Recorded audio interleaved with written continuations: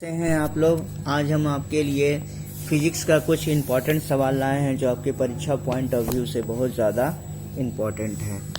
आइए देखते हैं। मेरा पहला सवाल है जो क्या है, ऊंचाई की जगह पर पानी 100 डिग्री सी के नीचे के तापमान पर क्यों उबलता है। ऊंचाई की जगहों पर पानी 100 डिग्री सी के नीचे के तापमानों पर क्यों उबलता है, इसका क्या कारण है। क्योंकि वायुमंडलीय दाब कम हो जाता है, अतः उबलने का बिंदु नीचे आ जाता है।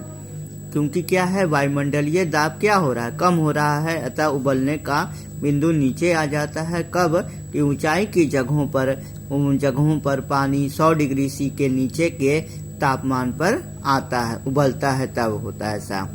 साबुन के बुलबुले के अंदर का दाब कैसा होता है, वायुमंडलीय दाब से अधिक होता है। साबुन के बुलबुले के अंदर का दाब जो है वायुमंडलीय दाब से अधिक होता है।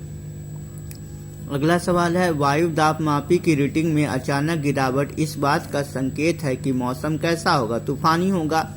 वायु दाब मापी की रीडिंग में अचानक गिरावट आ रहा है, क्या आ रहा है, गिरावट आ रहा है, तो इस बात का संकेत है कि मौसम क्या होगा, तूफानी होगा। अगला सवाल है,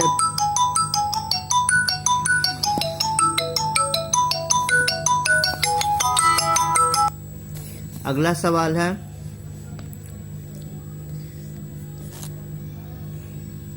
सवाल है, साबुन के बुलबुले के अंदर का दाब वायुमंडलीय दाब से क्या होता है, अधिक होता है। साबुन के बुलबुले के अंदर का दाब जो होता है वायुमंडलीय दाब से अधिक होता है। अगला सवाल है, वायु दाब मापी की रीडिंग में अचानक गिरावट इस बात का संकेत है कि मौसम क्या होगा, तूफानी होगा। वायु दाब मापी की रीडिंग में अचानक गिरावट इस बात का संकेत है कि मौसम कैसा होगा, तूफानी होगा। प्रेशर कुकर में खाना जल्दी पकता है क्योंकि अधिक दाब पर पानी अधिक तापक्रम पर उबलने लगता है। प्रेशर कुकर में जो पानी है जल्दी पकता है, इसका क्या कारण है कि अधिक दाब पर पानी अधिक दाब पर जो पानी है, अधिक दाब पर पानी अधिक तापक्रम पर उबलने लगता है। हाइड्रोजन से भरा रबड़ का गुब्बारा, हाइड्रोजन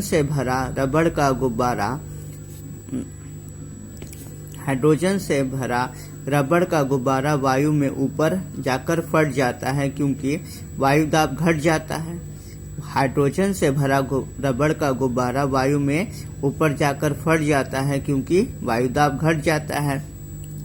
अगला सवाल है कि सूर्य में निरंतर ऊर्जा का सृजन किस कारण होता रहता है, नाभिकीय संलयन द्वारा होता है। सूर्य में निरंतर ऊर्जा का सृजन किस प्रकार होता रहता है, नाभिकीय संलयन द्वारा होता है।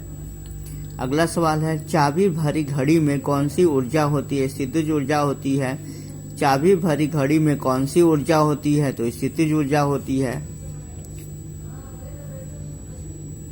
अगला सवाल है, जब हम रबड़ के गद्दे वाले सीट पर बैठते हैं या गद्दे पर लेटते हैं तो उसका आकार परिवर्तित हो जाता है, ऐसे पदार्थ में पाया जाता है क्या, स्थितिज ऊर्जा पाया जाता है। जब हम रबड़ के गद्दे वाले सीट पर बैठते हैं या गद्दे पर लेटते हैं तो उसका आकार परिवर्तित हो जाता है, ऐसे पदार्थ में क्या पाया जाता है, स्थितिज ऊर्जा पाया जाता है। निम्नलिखित में से किसमें गतिज ऊर्जा नहीं है।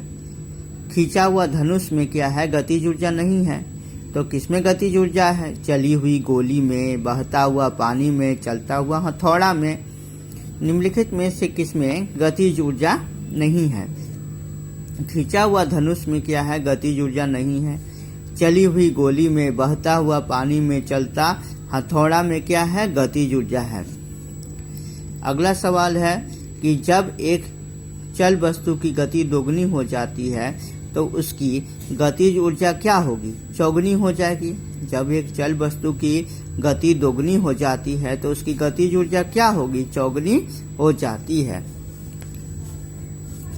अगला सवाल है, निम्नलिखित में से कौन सा नियम इस कथन को वैध ठहराता है कि द्रव का न तो सृजन किया जा सकता है, न तो विनाश किया जा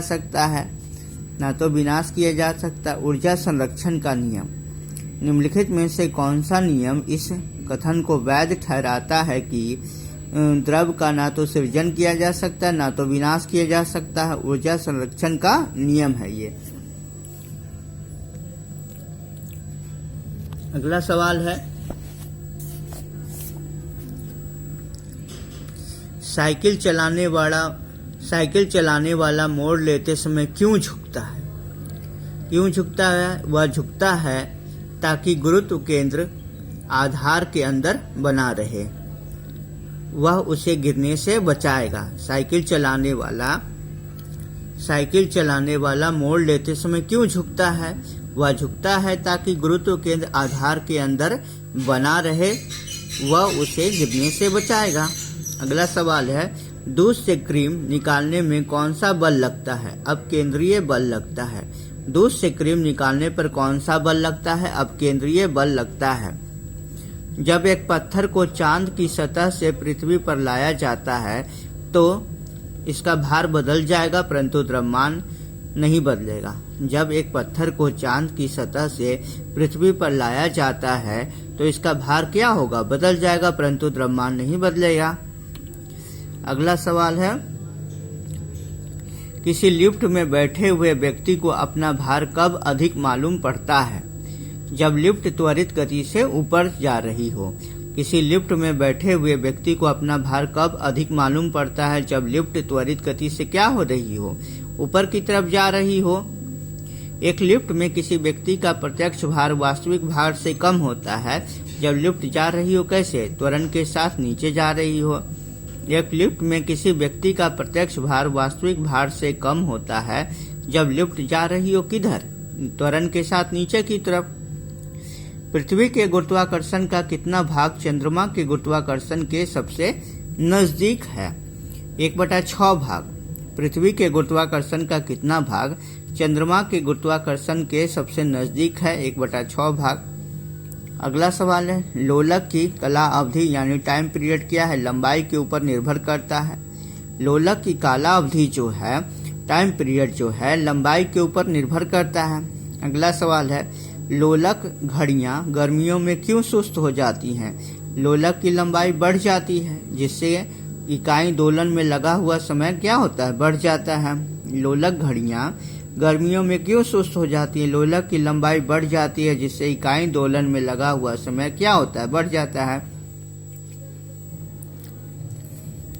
अगला सवाल है, किसी सरल लोलक की लंबाई 4% बढ़ा दी जाए तो उसका आवर्तकाल क्या होगा? 2% बढ़ जाएगा। किसी सरल लोलक की लंबाई 4% बढ़ा दी जाए तो उसका आवर्तकाल क्या होगा? 2% बढ़ जाएगा। पार्श्व विकृति तथा अनुदैर्ध्य विकृति के अनुपात को क्या कहते हैं? प्यासो अनुपात कहते हैं। पार्श्व विकृति तथा अनुदैर्ध्य विकृति के अनुपात को क्या कहा जाता है? प्यासो अनुपात कहा जाता है। अगला सवाल है, वर्षा की बूंद गोलाकार होती है सतही तनाव के कारण। वर्षा की जो बूंद है गोलाकार होती है सतही तनाव के कारण। अगला सवाल है, तेल दीप की बत्ती में तेल किसके कारण ऊपर उठता है? केशिका क्रिया के कारण ऊपर उठता है। तेल दीप की बत्ती में तेल किसके कारण ऊपर उठता है? केशिका क्रिया के कारण ऊपर की तरफ उठता है। श्यानता की इकाई क्या है? पॉइस है। श्यानता की इकाई क्या है? पॉइस है। उत्प्लावकता से संबंधित क्या है? आर्किमिडीज का नियम है। उत्प्लावकता का नियम किस वैज्ञानिक से संबंधित है? आर्किमिडीज से संबंधित है। महान वैज्ञानिक आर्किमिडीज संबंधित है किससे? ग्रीस से संबंधित है। महान वैज्ञानिक आर्किमिडीज जो थे ग्रीस से संबंधित है। ध्वनि तरंगों की प्रकृति कैसी होती है? अनुदैर्ध्य होती है। ध्वनि तरंगों की प्रकृति कैसी होती है? अनुदैर्ध्य होती है। अपने उड़ान पथ में अवरोधकों की पहचान के लिए चमगादड़ निम्नलिखित में से कौन सी एक तरंग का उपयोग करता है? प्रासरव तरंगे का।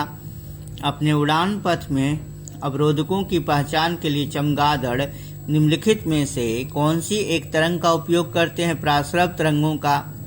प्रासरव वे ध्वनियां हैं जिनकी आवृत्ति कितना होती है? 20,000 हर्ट्ज से अधिक होती है। प्रासरव है वे ध्वनियां हैं जिनकी आवृत्ति कितनी होती है? 20,000 हर्ट्ज से अधिक होती है। अगला सवाल है, ध्वनि तरंगे कैसी होती हैं? लंबवत होती हैं। ध्वनि तरंगे कैसी होती है? लंबवत होती हैं। श्रव्य परिसर में ध्वनि तरंगों की आवृत्ति क्या होती है? 20 हर्ट्ज से 20,000 हर्ट्ज के बीच में होती है। श्रव्य परिसर में ध्वनि तरंगों की आवृत्ति क्या होती है? 20 हर्ट्ज से 20,000 हर्ट्ज के बीच में होती है। वायु में ध्वनि की चाल 332 मीटर प्रति सेकंड होती है। यदि दाब बढ़ाकर दुगना कर दिया जाए तो ध्वनि की चाल कितना हो जाएगी? 332 मीटर प्रति सेकंड हो जाएगी। वायु में ध्वनि की चाल 332 मीटर प्रति सेकंड होती है। यदि दाब बढ़ाकर दुगना कर दिया जाए तो ध्वनि की चाल कितना हो जाएगी? 332 मीटर प्रति सेकंड हो जाएगी। ध्वनि की चाल अधिकतम कब होती है? इस्पात में होती है। ध्वनि की चाल जो है अधिकतम कब होती है? इस्पात में ध्वनि की चाल सबसे ज्यादा होती है, अधिकतम होती है। वायु में ध्वनि का वेग कितना होता है? लगभग 332 मीटर प्रति सेकंड। वायु में ध्वनि का वेग लगभग कितना होता है? 332 मीटर प्रति सेकंड होता है। 100 डेसिमल का शोर स्तर निम्न में से किसके संगत होगा? किसी मशीन की दुकान से आने वाला शोरगुल 100 डेसिमल का शोर स्तर निम्न में से किसके संगत होगा? किसी मशीन की दुकान से आने वाला शोरगुल। अगला सवाल है, यदि सितार और बांसुरी पर एक ही स्वर बजाया जाए तो उनसे उत्पन्न ध्वनि का भेद निम्नलिखित में अंतर के कारण किया जा सकता है? केवल ध्वनि गुणता का। यदि सितार और बांसुरी पर एक ही स्वर बजाया जाए तो उनसे उत्पन्न ध्वनि का भेद निम्नलिखित में अंतर के कारण किया जा सकता है? केवल ध्वनि गुणता के कारण किया जा सकता है। प्यारे बच्चों, मैंने आपके लिए एसएससी और आरआरबी का कुछ इम्पोर्टेंट फिजिक्स का सवाल लाए हैं जो कि आपके परीक्षा पॉइंट ऑफ व्यू से बहुत ज़्यादा इम्पोर्टेंट है।